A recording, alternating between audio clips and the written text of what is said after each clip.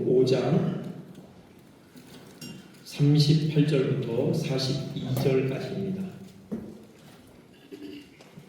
마태복음 5장 38절부터 42절까지 우리 교독으로 공독하겠습니다.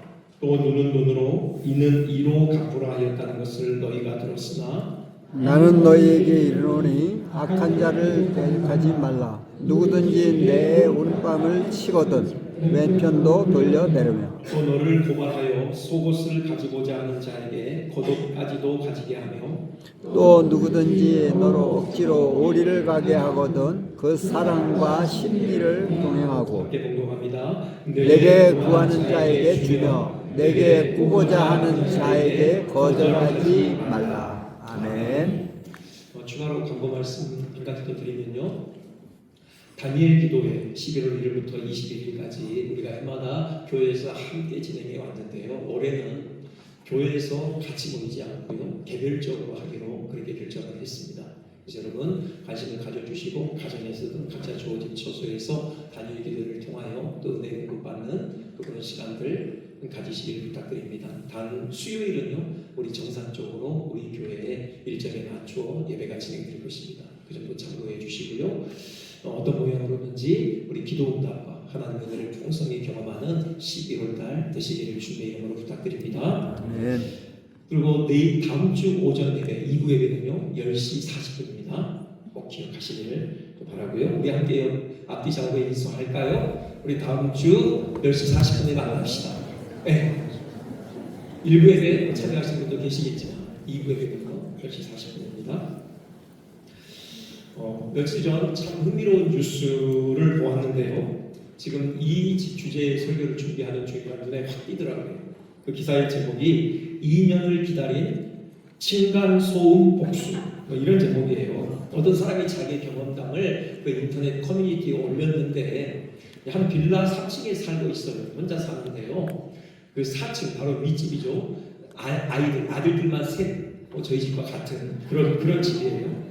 쿵쿵 뛰어다니니까 이 층간소음 때문에 정말 힘들더래요. 고통스럽고. 그래서 하소연을 했대요. 조금만 좀 주의해 주십시오. 너무 불편합니다. 돌아오는 답은요. 아이들이 뛸 수도 있지. 그렇게 예민하면 단독주택으로 이사가라. 이런 뻔뻔한 답이 돌아왔다고 해요. 그때부터 복수를 다짐했답니다. 바로 그 윗집, 그러니까 5층 매물을 알아보았대요. 그 부동산에 신청을 해놓고요. 마침내 그 집 매물이 나왔고 집과 계약을 했다고 해요. 주 3, 4일간 재택근무를 하는 상황에서 층간소음 때문에 너무 힘들었는데 드디어 복수할 수 있게 된다. 이렇게 좋아하는 글이었어요. 그래서 마지막에 네티즌들에게 집에서 할 수 있는 운동 추천해달라. 이런 글도 남겼습니다. 층간소음 문제에 겪어보지 않은 사람들은요 그 고통 모른다고 하잖아요. 참 얼마나 고통스러웠으면 이렇게까지 할까 싶긴 한데요. 오늘 예수님께서 우리에게 들려주시는 말씀이 이 점에 있어서 시사하는 바가 크다는 생각이 들어요. 39절 뭐라고 하십니까? 나는 너희에게 이르노니 악한 자를 대적하지 말라라고 하셔요. 지금까지 쭉 산상수훈을 살펴본 바에 의하면 산상수훈의 핵심이 뭐냐? 한 단어로 요약해봐라. 그러면 저는요 다른 그렇게 정리를 하고 싶어요. 그리스도인은 세상과 다른 존재라는 거죠. 그래서 그 삶의 방식 또한 세상의 삶의 방식과 다를 수밖에 없다. 그것이 산상수훈의 핵심 말씀입니다. 오늘 말씀은요 그 다름이 더욱 선명하게 드러나 있는 말씀이죠. 나에게 악을 행하는 자에 대하여 대적하지 말라라고 말씀하셔요. 여기서 나아가서 이제 또 우리가 살펴볼 그 이어지는 말씀은요 원수를 사랑하라는 말씀이죠. 5장 44절이요 나는 너희에게 이르노니 너희 원수를 사랑하며 너희를 박해하는 자를 위하여 기도하라. 이렇게까지 말씀하셔요. 그야말로 그리스도인의 다름을 결정적으로 담아내는 말씀인데요. 오늘은 악한 자를 대적하지 말라. 우리 이 말씀에 초점을 맞추어 그 의미를 되새기는 그런 귀한 시간을 갖고자 합니다. 먼저 이 말씀을 바로 이해하기 위해서는 주님께서 이 말씀을 하신 그 사회적인 배경을 잠깐 생각해 봐야 하는데 38절에 이렇게 말씀이 시작돼요. 또 눈은 눈으로 이는 이로 갚으라 하였다는 것을 너희가 들었으나. 그렇죠. 우리가 익히 들어본 말씀이죠. 구약의 율법의 한 대본인데요. 레위기 24장 19절 보면 이렇게 되어 있어요. 사람이 만일 그의 이웃에게 상해를 입혔으면 그가 행한 대로 그에게 행할 것이다. 그러면서 눈에는 눈으로 이에는 이로 갚을지라 라고 율법은 규정하고 있습니다. 해를 입을 만큼 그대로 갚아주라는 법인데요. 이를 전문 용어로 동해보복법 이렇게 불러요. 같은 동자를 써서요. 같은 해로 보복한다. 그런 취지가, 그런 의미가 담겨 있는 이름이죠. 여기 갚으라 이렇게 지시를 하고 있고, 또 이 법을 보복법이라 부른다고 해서 이 법이 보복을 조장하는 법이다. 우리 그렇게 생각해서는 안 됩니다. 오히려요, 보복을 최대한 억제하라는 취지가 담겨 있어요. 먼저 분명히 할 것은요, 여기 갚으라는 지시가 그냥 사사로운 한 개인에게 주어진 것이 아니라요, 공적인 재판장들에게 주어진 지시라는 사실이에요. 모든 이스라엘 개개인의 사적인 보복을 허용하고 있는 법이 아니라 공적인 사법기관을 통해 공의를 실행하도록 하셨다는 것이죠. 누군가에게 해를 입힌 만큼 꼭 그만큼 벌을 주어야 한다. 이건요, 정의의 실행의 의미를 담고 있죠. 그리고 동시에 범죄 예방의 목적도 있는 것이에요. 나의 악한 행동에는 반드시 그만큼의 책임이 주어진다. 이 경고를 통하여서 행동에 신중을 기하게 하는 것이죠. 더불어서요, 이 법은 인간의 과도한 복수심을 경계하는 목적을 가지고 있어요. 사람의 이기적인 본성은요, 자기가 입은 피해를 과도하게 부풀려 생각하게 해요. 객관화하기보다는 주관적인 감정이 앞서는 것이죠. 예를 들어서요, 남의 팔 부러지는 것보다 내 손가락 하나 삔 것이 더 아프고 심각하게 다가오는 것입니다. 여러분, 통증의 여러 종류가 있죠. 복통, 요통, 치통, 두통. 여러분, 이 중에 가장 큰 통증이 뭡니까? 여러분, 고민하실 필요 없어요. 지금 내게 있는 통증이 가장 심한 통증입니다. 다른 사람의 치통보다도 지금 내가 겪고 있는 고통이 더 큰 것이에요. 그러니 만일 개인에게 보복을 맡겨놓았다면요, 보복의 악순환이 펼쳐질 것이 뻔해요. 누가 주먹으로 얼굴을 쳤어요? 이가 하나 부러졌습니다. 그러면 어떻게 할까요? 당장 그 사람에게 주먹을 날려서 이를 2개 부러뜨리는 것이죠. 그래야 직성이 풀리는 것입니다. 그러면 상대방이 또 가만히 있겠습니까? 바로 보응을 하겠죠. 이런 식으로 보복의 악순환이 펼쳐지고요, 피가 피를 부르고 그냥 그 사회가 피로 물들게 되는 것이죠. 특히 피해를 입은 사람이 그 사회에 힘께나 있는 사람일 경우 그가 가진 힘을 총동원해서 보복을 가하는 거죠. 그냥 상대방을요, 지근지근 밟아놓는 것입니다. 그 한때 뉴스거리가 된 적이 있는데, 오래전에 그 대기업 회장이시죠. 그 아들이 시비가 붙어서 집단 폭행을 당한 적이 있어요. 어떻게 했죠? 경호원들 대동하고 갔어요. 그 폭력에 관련된 사람들 다 잡아들여서 산으로 끌고 가서 폭행을 가했습니다. 그걸로도 직성이 안 풀렸는지 아들을 직접 데리고 왔어요. 아들에게 주먹을 휘둘러 보복을 하도록 했죠. 바로 이거예요. 이 법은 인간의 이러한 악한 본성을 제지하기 위한 목적이 있는 것이에요. 과도한 복수심을 경계하게 하는 것이죠. 그런데 유대인들이 이 법을 잘못 해석했어요. 사적인 보복을 정당화하는 말씀으로 해석했던 것이죠. 자기들의 끓어오르는 복수심을 마구 충족시키는 근거로 이 법을 어용했던 것입니다. 그런 배경에서 예수님께서 이 법의 근본 정신을 밝혀주시는 것이에요. 악한 자를 대적하지 말라고 하신 법이다. 그렇게 밝혀주신 거죠. 그러니까 이 법은요, 일단은 사적인 영역에 국한해서 하시는 말씀이 아니에요. 사적인 영역에 국한해서 하시는 말씀이죠. 죄송합니다. 사적인 보복을 금하신 말씀이지 공적인 법 집행까지를 금하신 말씀이 아니에요. 하나님께서 위정자에게 권세를 맡기신 이유 뭡니까? 악을 제지하고 선을 권징하는 것이죠. 로마서 13장에서 이미 우리가 살펴봤어요. 하나님께서 왜 권세자들에게 칼을 맡기셨는가?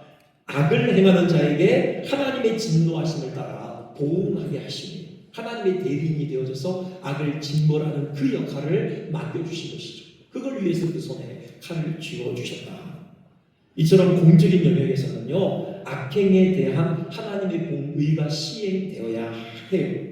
하지만 사적인 영역, 즉 누군가 나에게 손해를 입혔을 경우에는요, 보복으로 대응하지 말라. 즉 그 말씀입니다. 악한 자를 대적하지 말라, 사적으로 보복하지 말라 라는 말씀이에요. 여기 악한 자는요, 분명 나에게 이런저런 모양으로 피해를 입힌 사람이죠. 구체적인 예를 들고 계시잖아요. 얼음뺨을 때리는 거라든가요, 속옷을 빼앗고자 하는 거라든가, 억지로 오리를 가게 하는 거라든가, 이런저런 모양으로 나에게 피해와 괴로움을 안기는 그 사람이 악한 사람이에요. 주님께서도요, 악한 자라고 부르시잖아요. 악한 자를 대적하지 말라고 해요. 그 행동이 악한 행동임을 분명히 규정하시는 것입니다. 그럼에도 우리에게 요구하시는 것, 그들을 대적하지 말라는 것입니다. 그 악한 행동에 대해 사적인 보복으로 대응하지 말라는 것이죠. 단지 수동적으로 아무것도 하지 말라는 말씀을 넘어섰어요. 적극적으로 선을 행하라고까지 말씀하시는 겁니다. 자, 구체적인 예를 한번 살펴보면요, 예수님께서 언급하신 그 구체적인 예요. 먼저 얼음뺨을 때리는 경우, 39절 뒷부분에 이렇게 말씀하시죠. 누구든지 네 오른편 뺨을 치거든 왼편도 돌려내며 그러셔요. 뺨을 얻어맞는다. 물론 육체적인 고통도 있겠지만 무엇보다도 인격적인 모욕을 당하는 일이죠. 그렇죠? 뺨을 맞는다는 것은 인격적인 모욕감을 크게 느끼는 그런 행위입니다. 그것도요, 오른편 뺨이라고 해요. 많은 주석가들이 이 대목에서 상대편의 오른편 뺨을 때리려면은 손등으로 때려야 한다. 그 점에 착각을 하더라고요. 그렇죠. 마주 보고 있는 상대를 오른편 뺨을 때리면 어떻게 해야 돼요? 이렇게 때릴 수 없잖아요. 이렇게 때린다. 손등으로 때린다는 것은요, 모욕을 갑절이나 더 안기는 행위라는 것이죠. 그런 모욕을 당하더라도 어떻게 합니까? 그것 때문에 너무 가슴 아리하지 말고 어떻게든 이 모욕을 대갚아주겠다고 이를 갈지 말고 왼편 뺨까지 돌려대라. 주님의 말씀입니다. 그래서 어떤 주석가는 이렇듯 뺨을 얻어맞는 것은 복음을 전하다가 박해를 당하는 상황이다. 그렇게 해석을 하더라고요. 그렇듯 박해를 당하는 경우 그것 때문에 복음 증거를 포기하지 말고 묵묵히 감대하고 복음 증거를 지속하라는 거죠. 그러면 결국 왼편 뺨도 얻어맞게 되어 있다는 것입니다. 그것을 각오하고 복음 증거를 지속하라. 지금 그런 말씀으로 이해를 하는 것이죠. 다음으로 속옷을 빼앗기 위해 법정에 고발하는 경우예요. 지금 40절에 말씀하시죠. 너를 고발하여 속옷을 가지고자 하는 자에게 고도까지도 가지게 하며 그래요. 유대인들에게 있어서 속옷, 지금 우리가 생각하는 그 속옷이 아닙니다. 여러분 남의 속옷을 가져갈 이유가 어디 있어요? 이때 이 속옷은요 평상복이라고 보면 돼요. 그냥 우리가 입는 옷이에요. 거기다가 이제 외출할 때 겉에다가 두르는 긴 두루마기가 있죠. 그게 바로 겉옷입니다. 이 겉옷은 워낙 커서요. 잘 때 그 요를 삼기도 하고 또 이불 대용으로 사용하기도 해요. 자, 근데 이 말씀을 좀 이해해 보려면은 출애굽기 22장 말씀 우리가 들여다볼 필요가 있어요. 거기 이렇게 돼 있죠. 네가 만일 이웃의 옷을 정당 잡거든 해가 지기 전에 그에게 돌려보내라라고 해요. 그러니까는 가난한 이웃이 이제 급하게 돈이 필요해요. 그러면 돈 있는 사람에게 가서 돈을 구워달라고 할 거 아니에요. 그냥 구워주니까 전당물이 잡혀야 하잖아요. 집에 가서 전당 잡힐 만한 물건을 찾아가는데 아무것도 없어요. 그냥 자기가 걸치고 있는 그 겉옷 하나뿐인 것이죠. 그래서 그 겉옷을 맡기고 돈을 빌리는 겁니다. 지금 그 경우를 상정해 사시는 말씀이에요. 그가 급하게 돈을 쓰고 어떻게든 갚으려고 일을 쓰지만 갚을 수 없는 상황이 돼요. 해가 지기 전까지 못 갚아요. 그럼 어떻게 해야 되느냐? 그 옷을 전당 잡고 있는 사람이 다시 그의 옷을 돌려주라는 말입니다. 왜요? 그에게는 그 고독 하나뿐이잖아요. 그날 밤에 알몸으로 자야 한다고요. 그 추위에 벌벌 떨면서 잠을 이루어야 해요. 그 상황을 하나님께서 좌시하지 않겠다라고 해요. 그가 부르짖는 그 부르짖음에 내가 귀를 기울일 것이다 라는 것이죠. 그런데 유대인들은 이 법을 교묘히 비켜갔어요. 이들이 왜 속옷을 빼앗기 위해 법정에 고소를 하겠습니까? 이 법을 비켜가기 위해서 그런 거예요. 겉옷을 전당 잡고 있으면요, 해지기 전에 돌려줘야 하잖아요. 그러니 돌려주지 않아도 되는 전당물이 필요했던 것이죠. 즉 겉옷 대신 속옷을 요구했던 것입니다. 얼마나 탐욕적이에요. 하나님께서는 가난한 형제를 돌아보도록 권하고 계십니다. 지금 그 어려움에 하나님은 마음을 쓰고 계시는데 그 하나님의 마음은 아랑곳하지 않고 자기들의 탐욕을 채우기 위해 이런 악한 행동을 했던 것이죠. 이 가난한 사람의 입장에서요, 그 겉옷을 전당 맡기고 해지기 전에 돌려받는 것, 이건 율법에 명시된 권리였어요. 일부러 안 갚는 거 아니잖아요. 갚을 수 없는 절박한 상황이에요. 그 상황에서 그날 밤 겉옷을 돌려받아 겉옷을 이불 삼아 잠을 이루는 것은요, 하나님께서 율법으로 보장하고 있는 권리라고요. 그런데 겉옷 대신 속옷을 달라. 그건요, 그 권리를 강탈당하는 것이죠. 부당하게 권리를 침해하는 악이에요. 그런 상황에서 어떻게 하는 것이냐 라는 말씀이에요. 지나치게 그 권리를 지키는 일에 연연하지 말라. 고독까지 주어버리라 라는 것은요, 그런 의미인 것이죠. 자, 한 가지 더 살펴볼까요? 억지로 오리를 가게 하는 경우죠. 자, 41절. 또 누구든지 너로 억지로 오리를 가게 하거든 그 사람과 심리를 동행하고, 이렇게 되어 있는데요. 이는 율법보다도 당시 그 유대를 로마가 지배하고 있었잖아요. 그 로마법을 들여다볼 필요가 있어요. 여러분, 우리도 일제시대 때 그 일본 수사라든가 또 공권력이 강제로 노역을 시켰다고 해요. 강제 부역을 해야만 했던 것이죠. 그 당시도 그런 게 있었던 겁니다. 그러니까 이 유대 그 식민지 백성들, 이들이 뭔가 힘든 일이 있을 때 그냥 불러다가 일을 시키는 거예요. 무거운 짐 지고 어디만큼 억지로 가게 만드는 것이죠. 그런 법이 있었어요. 그래도 로마인들은 시사적이어서 무한정 그냥 무자비하게 그렇게 노역을 시키게 하진 않았어요. 일정 정도의 제한을 두었던 것입니다. 그게 성인 남자 걸음의 1000걸음 정도라고 해요.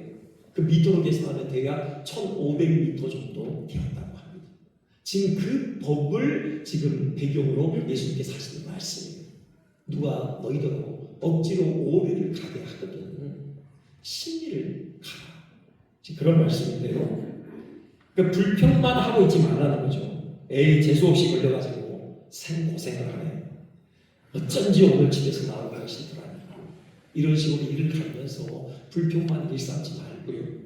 그냥 이왕 섬기는 것, 기뻐오는 마음으로 섬기라는 것이죠. 섬김을 강요하는 것이고, 그렇게 섬겨야만 할 때는 기뻐오는 마음으로 섬기라. 그런 말씀을 예수님께서 하고 계시는 것이에요.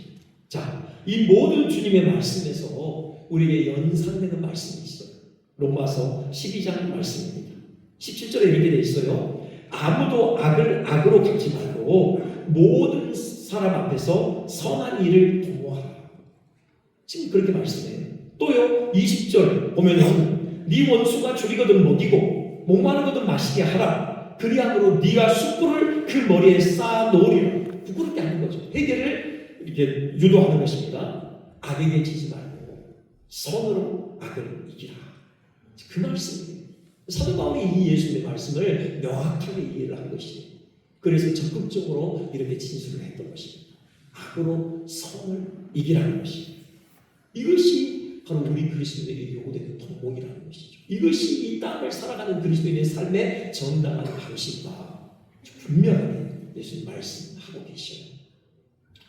모욕을 당하면요, 당한 만큼 아니 그 이상으로 모욕을 되돌려 주어야만 마음이 시원할 것 같죠. 또 권리를 부당하게 침해당하면요, 내가 가진 모든 실력을 동원해서 그 손해를 배상받아야만 마음의 직성이 풀릴 것 같아요. 그래야 숨통이 트일 것 같아요. 그런데요, 실제로 그런 일을 경험한 사람들의 말에 의하면은 그렇지 않다라고 해요. 그 남아프리카 공화국 남아공이요, 인종차별 역사가 있었죠. 그 아파르테이트라고 분리라는 그런 뜻을 가진 단어인데요. 그 흑백을 철저하게 분리해서 정책을 시행했습니다. 흑인들을 차별하는 정책이에요. 압제를 당하고 아주 신음해야만 하는 그런 나쁜 시절이 있었어요. 흑인들 당연히 자기 권리를 위해 투쟁했겠죠. 그 투쟁의 성공에 있어서 가장 흑인들의 인권을 대변하는 유력한 목소리를 냈던 인물이 넬슨 만델라 아닙니까? 그가 그 투쟁으로 인하여서 결국은 붙들렸고 종신형을 선고받아요. 실제로 수감 생활을 27년이나 합니다. 44세에 들어가서요 71세에 나와요. 그가 그 케이프타운에서 조금 들어가면은 작은 외딴 섬이 있는데 로벨섬이라고, 우리 청년들하고 함께 갔을 때 거기를 가보고 싶었는데 날씨가 안 좋아서 못 갔어요. 그런데 거기서 18년 동안 수감되어 있었어요. 철저하게 고립되어 있었죠. 새벽 5시에 일어나서요 노동에 시달려요. 아무 의미 없는 노동이에요. 채석장에서 돌을 깨는 일을 했어요. 그러니까 그 존재감의 모욕을 당하는 거죠. 자기가 아무런 쓸모없는 존재임을 각인시키는 그런 노동을 시켰던 것입니다. 책도 못 읽게 있고요, 라디오 방송도 못 듣게 있고 철저히 외부와 차단되게 만들었어요. 6개월에 한 번 면회를 허용했어요. 면회한 지 얼마 안 돼서 그 어머니가 생을 마감했습니다. 그 이듬해에 큰아들이 죽었어요. 그들의 장례식에 참여할 수 없었습니다. 마침내 이제 수감 생활이 끝나고 나왔죠. 그때 감옥문을 나서는 순간 자기에게 주어진 깨달음을 나중에 자서전에서 이렇게 수레해요. 제가 번역했는데요. 셀체가 번역해 본 건데 이렇게: 자유로 이끄는 감옥문을 나서면서 만일 내가 마음의 피통함과 증오심을 감옥에 두고 오지 못했다면, 내 마음에서 증오심을 떨쳐내지 못한다면 나는 여전히 감옥에 갇혀 있는 것과 다를 바 없다는 것을 깨달았다. 그렇죠. 그는 후에요 대통령에 당선됩니다. 권력을 손에 쥐게 돼요. 그는 그 깨달음을요 그대로 실천해요. 자기를 박해하고 고통과 치욕을 주었던 정적들을 다 용서하죠. 그들과 화합을 이끄는 데 힘썼습니다. 그는 이런 명언을 남기기도 했어요. 증오는 자기가 독약을 마시고 그 독약이 적들을 죽여주기를 바라는 것처럼 어리석은 짓이다. 그리고 누군가를 미워한다는 것은 자기를 해치는 일이다. 만델라는 27년의 수감 생활을 통해 깨달았던 것입니다. 그리고 그대로 실천을 했어요. 그렇습니다. 여러분, 이 땅에 우리가 예수 그리스도를 주로 고백하는 그리스도인으로서의 삶을 살아가는데 악한 자를 대적하지 말라. 선으로 악을 이기라. 그 주님의 말씀을 새기고 오롯이 실천하기 위하여 또 예수는 그런 삶을 함께 살아갔으면 좋겠습니다. 이게 쉽지 않죠. 이게 어떻게 가능합니까? 일단은 우리가 그렇게 해야만 하는 한 가지 이유, 악을 징벌하시고 공의를 실현하시는 하나님을 믿기 때문이죠. 여러분, 로마서 12장 19절, 너 우리로 친히 원수를 갚지 말고 하나님의 진노하심을 맡기라고 해요. 이유가 뭡니까? 원수 갚는 것이 하나님께 있으니 하나님께서 친히 갚으시겠다고 해요. 우리가 그 공의를 반드시 실현내시는 그 하나님을 아버지로 모시고 있을지 그분께 우리가 우리의 억울함을 맡겨드리자고요. 그분이 알아서 하실 것입니다. 그리고 그보다 더 적극적인 이유가 있는데요, 바로 우리를 위해 십자가에 달려 죽으신 예수님의 은혜와 사랑 때문이죠. 사실 여기에 언급되고 있는 예들 다 그리스도의 십자가 사건을 반영하는 예시들입니다. 예수님께서 친히 모욕 당하셨잖아요. 뺨 맞으시고요, 침뱉음 당하셨어요. 여러분, 한 말씀만 볼까요? 누가복음 22장 63절에서 65절. 사람들이 예수를 희롱하고 때렸어요. 그의 눈을 가리고 물어서 선지자들도 보라고 했죠. 누가 쳤냐라고 조롱과 모욕을 가했던 것입니다.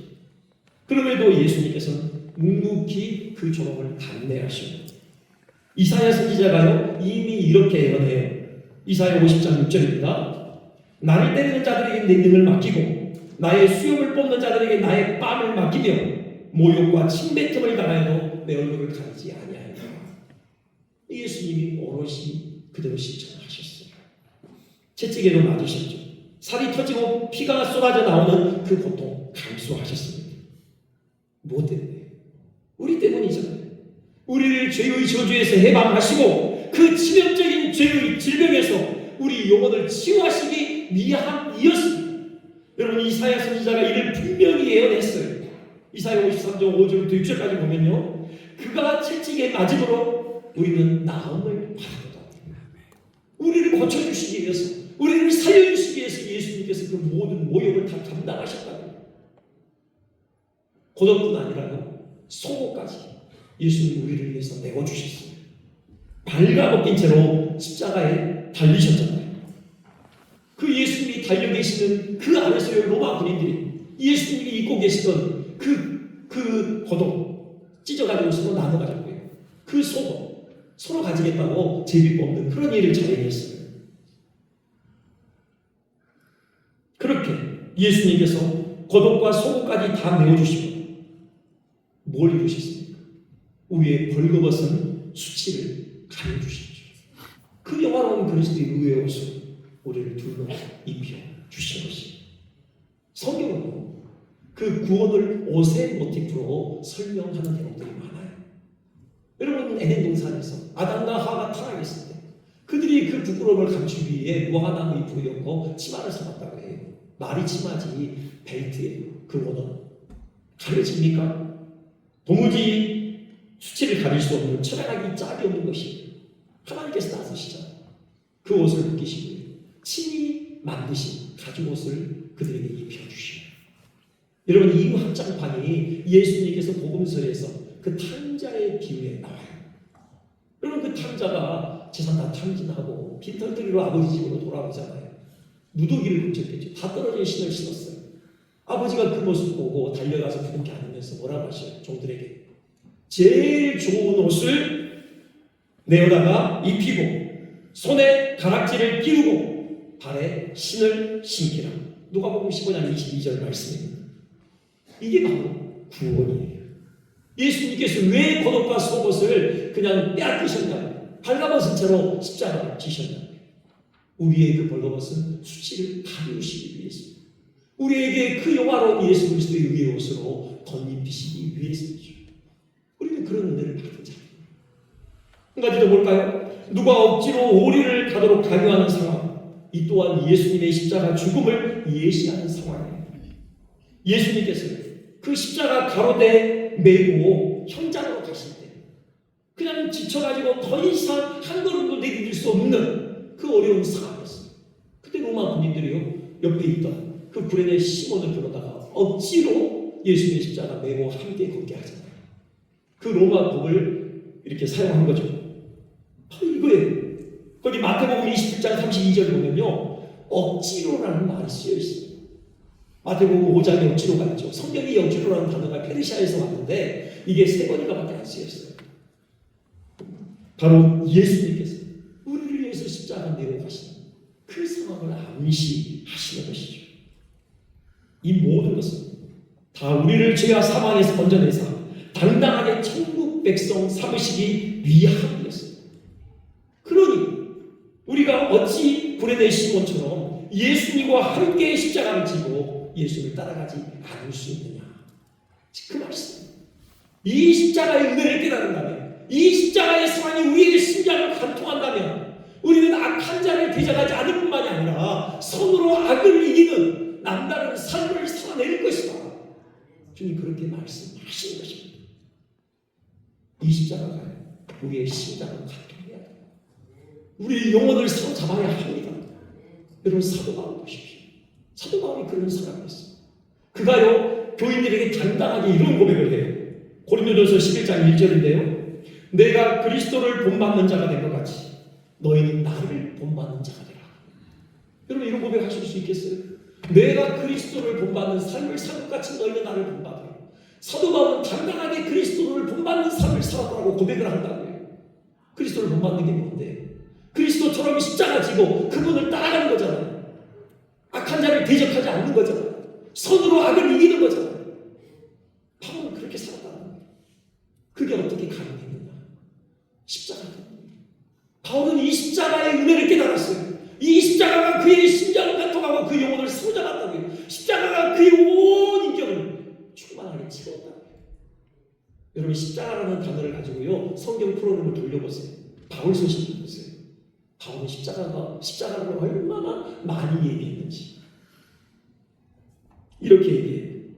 내가 그리스도와 함께 십자가에 못 박혔나니 그런즉 이제는 내가 사는 것이 아니요 오직 내 안에 그리스도께서 사시는 것이다. 내가 너희 중에서 예수 그리스도와 그가 십자가에 못 박히신 것 외에는 아무것도 알지 아니하기로 작정하였습니다. 내게는 우리 주 예수 그리스도의 십자가 외에 결코 자랑할 것이 없습니다. 그리스도로 말미암아 세상이 나를 대하여 십자가에 못 박히고 내가 또한 세상을 대하여 그러합니다. 십자가뿐이었어요. 사도 바울의 삶에서 십자가를 빼면 남는 게 없어요. 그의 삶을 설명할 길이 없어요. 이겁니다. 이 말씀을 하시는 거예요. 내가 너희들을 위하여 십자가에 죽었던 그 사건에 담긴 은혜와 사랑을 깨닫는다면 너희들도 기꺼이 나와 함께 십자가 지고 이 길을 걸어갈 것이다. 세상에 다른 일이 무엇인지를 선명하게 드러내는 하나님의 백성으로서의 삶을 살아갈 것이다. 이게 비결이에요.